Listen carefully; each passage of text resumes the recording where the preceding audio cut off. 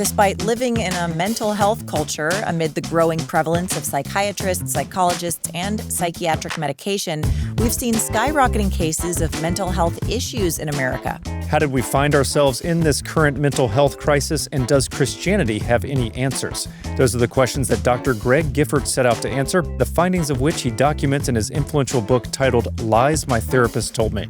In this episode, Daily Wire culture reporter Megan Basham speaks with Gifford about the shortcomings of secular psychiatric treatment, including the growing trend of overdiagnosis and misguided self-care, and how he believes the Bible provides the way to win the battles of the mind. I'm Georgia Howe with Daily Wire executive editor John Bickley.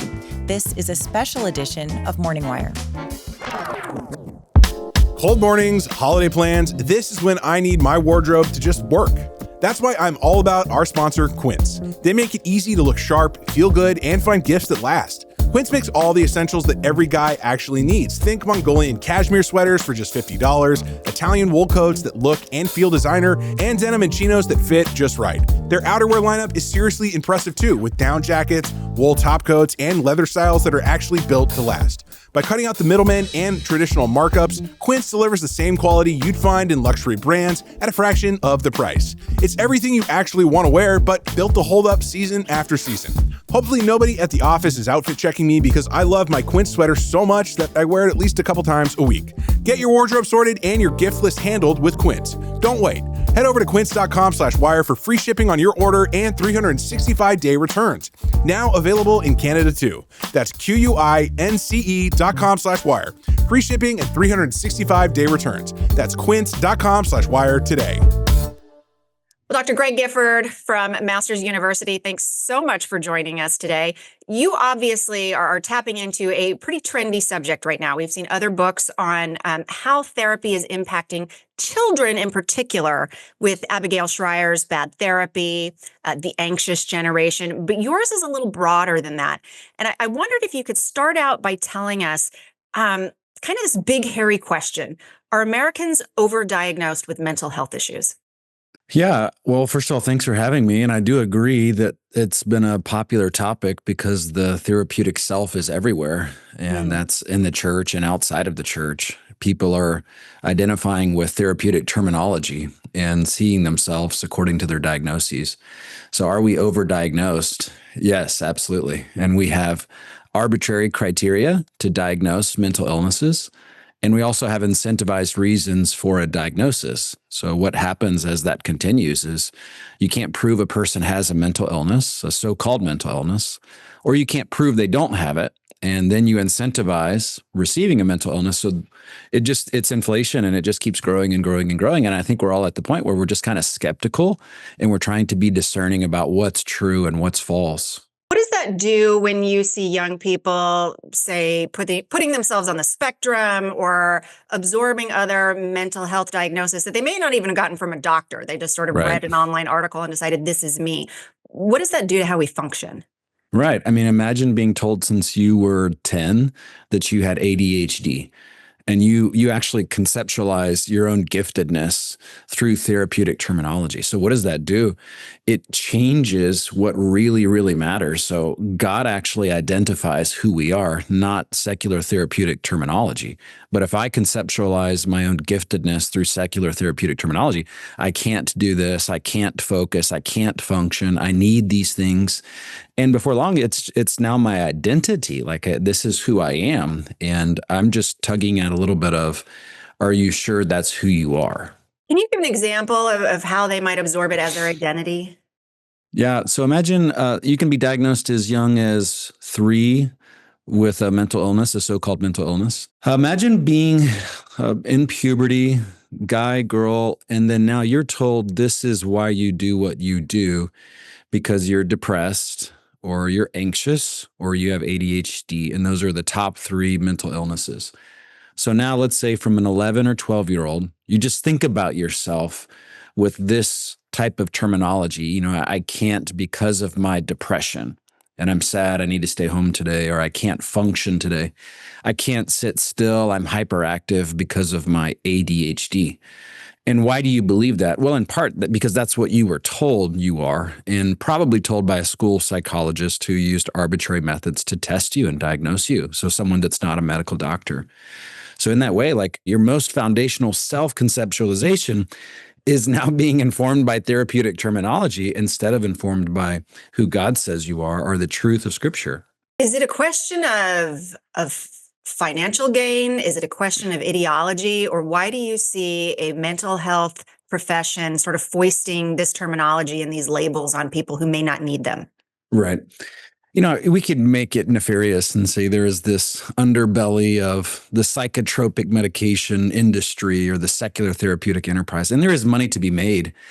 But I think what we're seeing, Megan, is that when you believe that all that there is natural explanation, so when you have a naturalistic worldview, then you're looking for a naturalistic category to explain what's happening in your inner person.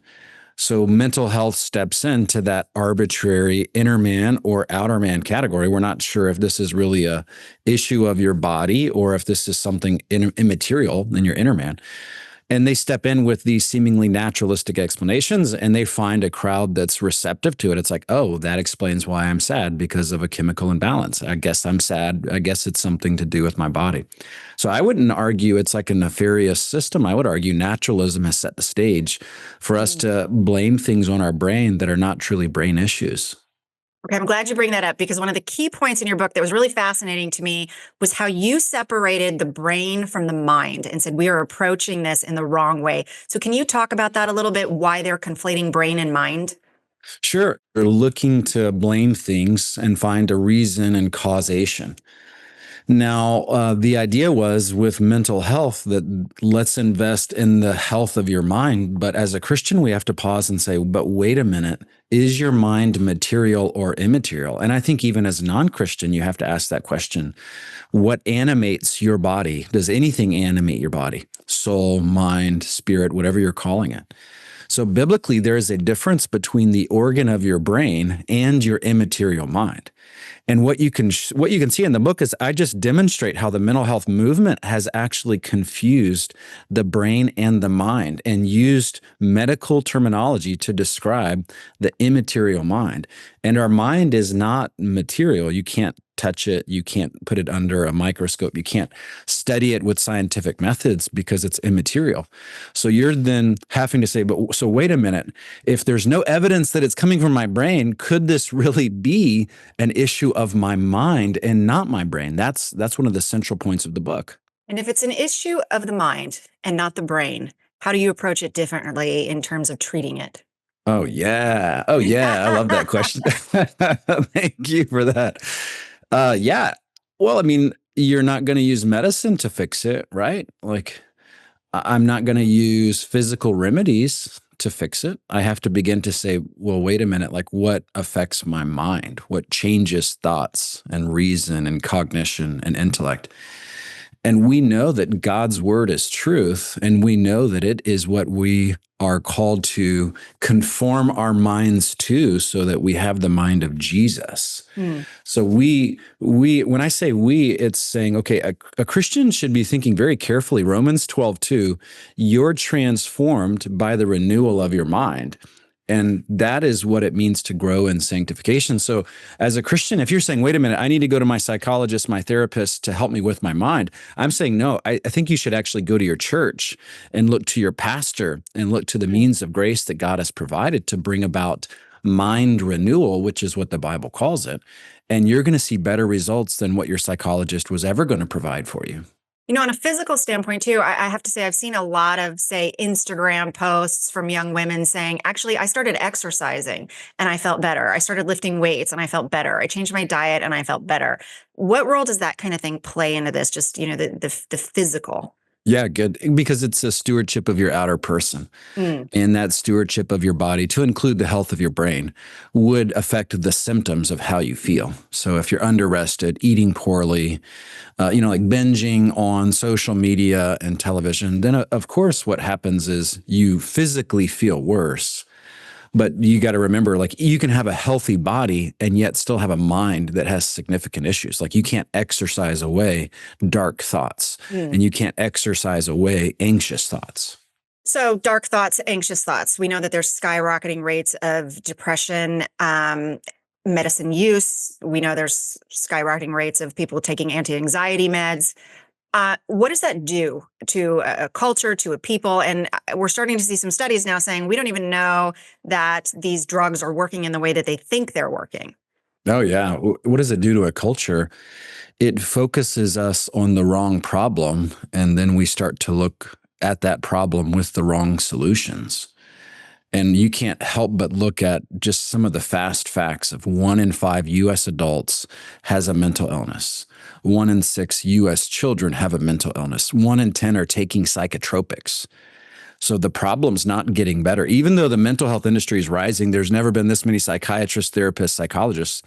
Even though that's growing, the problem's getting worse. And we should pause and say, so wait a minute, like what if we've misdiagnosed the nature of the problem and that's why it's getting worse? And that's exactly what I'm trying to argue is, yes, if you confuse the mind and the brain and you make up arbitrary labels and call them brain issues, you're going to make everything worse. And that's going to tank a society and a culture because now we're immobilized with these arbitrary labels that they don't have any scientific grounding. Okay, now I want to throw maybe a provocative question at you Okay. because obviously a lot of this ideology has come into the church. And to give you one specific example, the group Better Health. They become major advertisers with groups like Christianity Today and other Christian companies. And yet, personally, when I started investigating them, you go onto their site and they will ask you how you identify as in terms of your gender, what your pronouns are, if you're attracted to men or women, and they will then connect you to an LGBTQ counselor. Okay. And that is an affirming counselor. And so I look at the church and I wonder, to what degree have we abdicated our role and how is that impacting this issue? Yeah, to a great degree. What we have is pastors that are really trafficking in psychological tips and tricks instead of teaching us the Bible, which is what we fundamentally need. So we're now looking at our pastor who should be teaching the Bible, and it's more like our therapist on a Sunday morning. So your question, I think, is very helpful, but there's like twofold reasons why. One is that pastors have been trained in secular psychological methodology, so they're actually employing what Freud has taught or Rogers has taught. And you're thinking like, okay, like I thought I was here for the Bible, and that's a huge challenge. So I'm looking to my pastor, but then he gives me psychological tips. The other is that we don't see our pastor as qualified to actually talk about those. We need an expert and a mental health expert at that. So when the troubles of life get really deep, some of us think like, oh, like my pastor's well-intending, he's cute, like he's been around the church for a while, like they're there. But I'm going to go to a psychologist who really knows how to deal with this stuff. And I would argue that your pastor, when trained in theology well and they have godly character, they are more qualified than your psychologist or therapist to speak into those deep interperson issues. So give them a chance. Go talk to them and see what wisdom they would share on the issue. So what role has the DSM played in this? I mean, you're pretty heavily critical of it in your book, and I wonder if you can kind of walk us through that and why. Yeah, I mean, it's, first of all, its intent was to provide categories, but it's entirely symptom-based diagnosing. And what that means is we don't have an empirical way to validate that you have a mental illness. You describe your symptoms verbally, and then we try to match those to a category in the DSM. So it's played a very foundational role because it's somewhat like an index, a code, the common language of the secular therapeutic. And that common language is one that's very arbitrary now, but it's still the common language. So we're having to now deal with the ramifications of a DSM that keeps changing. Through each edition, you have new diagnoses or you have changed diagnoses. I mentioned that in the book as well. There's no scientific evidence to demonstrate why one diagnosis was dropped and another was added. So now we have this like weird, clunky, symptomatic book that we're using to articulate problems when that book has significant problems in and of itself, especially in terms of verifiability. Like, how do we know that's true or how do we prove you have that? So a patient comes to you and says, I'm struggling with depression. I'm just having dark thoughts. These are the issues I'm going through. what are the first things you're going to do as someone who has concerns about how the therapeutic community has handled these issues? What are you telling them to do first? Yeah, good. You're going to ask them good questions on what they mean by depression. And you're going to then start to dig into when did it start? How long has it been going on? Has something changed in your health? What's going on in your thought life, which is your mind? And you're going to get all of that data, and then you're going to begin to help them synthesize what's happening through the lens of Scripture, not using therapeutic terminology. In all fairness, there may be medical issues, actual medical issues that are influencing your moods of sadness. That's totally fair. But we're not going to immediately jump to a medical explanation, especially if there's no evidence of one. And that differs a lot from what you describe in the book from how a secular therapist is going to approach this issue. So, I mean, at that point, if someone is not a believer, what do you say to them in terms of, okay, you don't trust the Bible, you're not a Christian, you're not following this, but you're struggling with depression. Can that person be healed through secular means? Not ultimately, no. They can trade symptoms and they can alleviate pains, but they can't really deal with the root of the issue. The root of the issue is that you have an estranged relationship with God, and you can't expect your mind to feel well when you are not submitting to the Lord, ultimately. And there can even be an argument made that sadness is a natural result of rejecting God's will for your life. So you're not going to be happy and peaceful and joyful if you're rejecting God's good plans. And that's part of his means of drawing you to himself. So no, you can help rearrange fruit, you can help deal with symptoms, but you're not really treating the root of the issue. Okay. And to throw another provocative question at you, I have read a number of essays that describe the book The Body Keeps the Score as junk science. There was a pretty famous essay in First Things recently that dealt with why they don't take this book seriously. And yet a lot of people do. A lot of people take it Right. very seriously. So talk to me about The Body Keeps the Score, its influence, and what you think about its premise. Yeah, good. I mean, I do mention it in Lies My Therapist Told Me because Vander Kolk has become like this pop culture expert, quote unquote expert, in the way trauma affects a person. Mm-hmm. The significant challenges that he faces is that he can't identify what is traumatic and what is not. And that's not to get rid of trauma altogether. But he's not talking about like a brain injury, or he's not talking about an explosion where you've actually been physically hurt in some way. He's talking about how you see and perceive trauma and how you interpret worldview challenges and the way that that now imprints itself onto your body. So the whole thesis is your body actually keeps the score of traumatic events in your life. And so you got to treat the body in order to deal with your trauma. But the linchpin in that is, how does your body get the trauma? And that comes through your immaterial mind, the way that you interpret traumatic events. In fact, Christians with a biblical worldview know what to do with suffering. We know what to do with sin. We know what to do with afterlife. Like, we have a worldview that can support traumatic moments. So there's greater evidence that a Christian can deal with trauma better than someone without a biblical worldview, because we know how to deal with the big questions of life.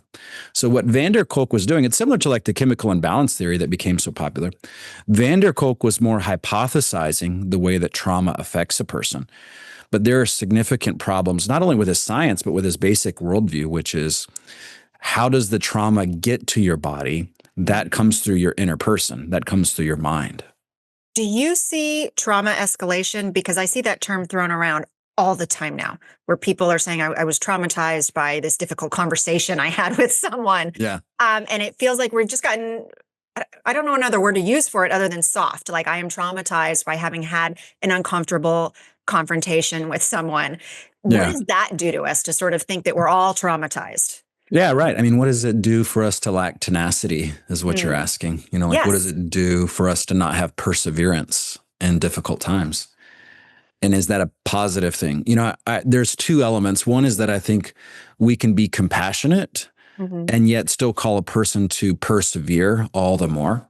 And as difficult as that circumstance was, that it doesn't have to define them, and they can grow through that. I mean, that's the biblical understanding of trials. God uses trials to make you stronger in character and fortitude and persevere through that. So if you weaponize trauma as a means of being unfaithful, or to use your term, soft, or to shield responsibility or deflect responsibility, you've overstepped the line. Because even if you've been traumatized, and some people have significant, if we're using that term trauma, some people have that. But the reality is that you don't have to let that define who you are. And that's biblically, that's practically, that's fundamentally. Your trauma doesn't determine who you are. God has given you the grace to choose how you're going to respond to that traumatic moment. And if you're going to get flaky, then the reality is that's not because of your trauma. That's because of your response to your trauma. That's a good point. I mean, I just see the term used so much now to apply to so many things. And, as someone who's been through some stuff, I look at it and go, these things brought me to where I am. They have made me stronger. And yet so many young women are kind of buying into the trauma self-care ideology. And to me, they kind of go hand in hand. So I'd love for you to maybe just comment really quickly on the self-care trend too. I'll be honest, it kind of irritates me. I don't know, there's maybe an edge of selfishness to it, but maybe I'm wrong. What do you think? Oh, it's totally myopic. It's me at the center of my life. And, there's a such thing as stewarding and trying to be faithful and steward your body well. But self-care is often, I need this in order to be such and such. I need my gym time. I need my whole food lunch. I need this. I need this. So I think the reality is that, yes, you want to be a good steward, but your life is not about you ultimately. And that sounds like a great way to be miserable, to just focus on how you feel and practice your self-care all day. Rather, you're called to give because that's better than receiving, or you're called to have the mind of Christ, which is to consider others' interests more important than your own. So self-care is more like self-worship for many people. So when you have a patient come to you and they're sitting there and they're telling you about the issues they're struggling with, how do you quickly, I guess, or maybe you don't do it quickly, delineate between I am dealing with what I think is a physical problem here versus I am dealing what I think is with what is a spiritual problem? Yeah, good. We try to rule out all medical issues. So our first step is, okay, whatever testing we can get you through, MRIs, CTs, labs, let's get those and rule out any medical issues. And if there are none, then let's turn the corner and say, okay, what's happening in your inner person that's encouraging these things? So depression is a great example. If a guy's looking at pornography and there's no physiological issue going on, then we're going to dive in on, hey man, how should you think about pornography from God's perspective? And you'll see that the sadness, the shame, the guilt, some of those things that come with looking at pornography, those are going to go away. And that's not an issue of your body. That's an issue of your mind and your soul that really need to be dealt with. So we're kind of redefining things like sin as psychological issues. I feel guilt and that's not good. Whereas scripture would say, well, you feel guilt because you're sinning. Yeah, right. And it's like, well, do we want you to just feel better, or do we want you to turn from your sin, which will result in you feeling better? And so if I just focus on the feelings, I'm missing the root cause. So it's not to say all depression comes from sin, but some of it definitely does. Okay, so one more maybe provocative question. You said that on the last one, by the way. I know. Did I say one more? Okay, well. I don't know, but. Well, obviously, when you look at the DSM, when you look at the mental health field, it has been used over time to justify aberrant sexual behaviors and identities and to legitimize things that a lot of people think should never have been legitimized. So as someone who actually works in the mental health profession but has biblical convictions, how do you grapple with that? I think that's the skeleton in the closet of the DSM, that the DSM has not made sexual addiction a mental disorder. Mm-hmm. And why is that a skeleton in the closet? Because you can't define what normal sexual behavior is if you don't have absolute truth. If you don't have a biblical worldview, it's increasingly hard to say what's aberrant and what's normative. So that's the whole crux of the issue. It's like, well, we would love to say the wackos of the world that have gone to an extreme have a mental disorder, but you can't define what right looks like to begin with. So that skeleton in the closet it's part of the book. It's one of the explanations that I show, the arbitrary nature of mental health diagnosing. So in that way, I would zoom out and say, if you don't have absolute truth, you can't define what aberrant sexual behavior looks like, which so puts back. Ruler. You need a ruler, which is where the Bible is and has always been. We need a ruler to say, okay, what defines right and wrong? Is it your preference? Is it my preference? Is it what's hurting a person? Or is it that there's a greater truth outside of ourselves that really defines sexual purity or sexual deviancy? Well, I enjoyed the book very much, and we appreciate you so much for joining us. Thank you. That was Dr. Greg Gifford, author of Lies My Therapist Told Me, and this has been a special edition of Morning Wire.